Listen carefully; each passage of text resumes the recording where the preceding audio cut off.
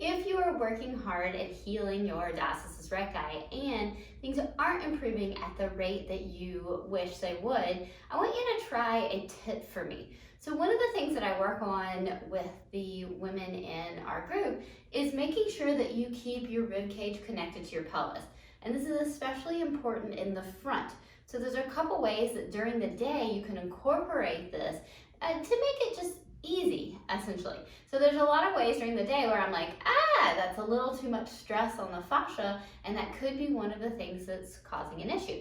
So when people think about coming up tall, they think about pulling their shoulders back and coming up tall. So this really shoves the rib cage into a forward position. So when you think about coming up tall, I want you to think about stretching through your back. So when you come up tall, I want you to think about stretching through your back.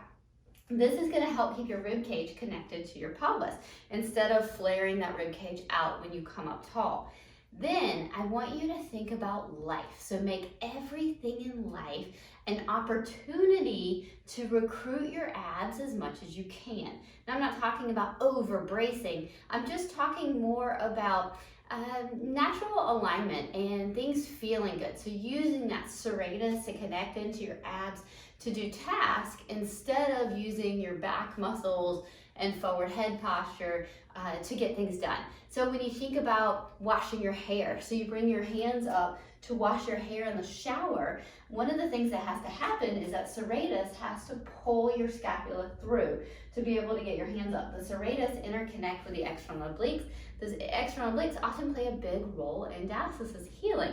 And so when you go to wash your hands in the shower, what I want you to do is think about those scapula coming through, arms reaching up, and not flailing that rib cage. So don't bring your rib cage with your hands. So keep your rib cage down. And let's see what that does. Unloading the dishwasher, same thing. You've got those dishes that are up on that top shelf. I want you to think about keeping your rib cage stacked over your pelvis instead of arching to reach up to that top shelf. So catch yourself this time. When you're reaching to put the dishes up, do you throw your rib cage forward to be able to get the heavy dishes up there because your arm muscles aren't strong enough to do it to stay stacked, and so you've got to use your back to make the motion happen? Same thing can happen with trying to plop a kid up somewhere. Do you feel like when you pick a kid up to plop them up, do you feel like you use your back a lot and you get a lot of hinging motion through here? Or do you feel like you have the shoulder serratus strength to be able to lift a kid and plop them up on the counter? So the shoulders actually play an incredible role with helping with what's going on here. And I found scapular strength makes a big difference for both the diastasis and pelvic floor issues. Let's go back into like other things like opening a heavy door. Opening a heavy door. You can do the same thing here. You can use your back, thrust your rib cage out using paraspinals, or you can keep your rib cage connected and use those mid-back muscles. So opening heavy doors, closing heavy doors, pushing a stroller up a hill, pushing a moderately heavy stroller up a hill. It's really easy to let your belly come forward and rest on the stroller when you go to push it up the hill, instead of keeping it close but not touching. Also getting further away, having your shoulders come up by your ears, right? You look like this when you push your stroller up the hill.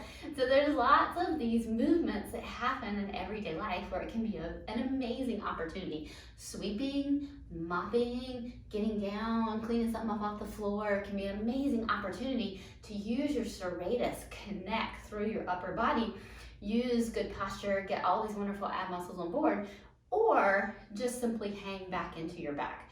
All right, so if you start using every opportunity you can, it's just your normal way of using your abs, then I tend to notice women have a little bit easier time with healing their diastasis recti than if they tend to overuse those paraspinals and have a lot of paraspinal tightness. All right, so give that a try. Check out all the ways that you move during the day and ask yourself, could this be an opportunity for me to work on stacking my ribs over my pelvis, getting that serratus involved, and it's going to relieve a lot of neck and shoulder tightness as well. Having that great strength in the serratus, keeping that stacked to allow the serratus to work. If you always thrust your rib cage forward, your serratus is just going to stay weak because we're not giving it an opportunity to work. And then that is going to have a trickle effect on neck tightness. So I almost always see some neck and shoulder tightness with somebody that has this issue. So you can see how things come full circle with the body, and it's all connected.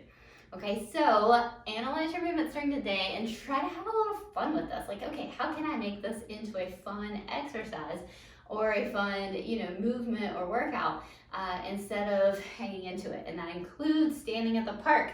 So if you catch yourself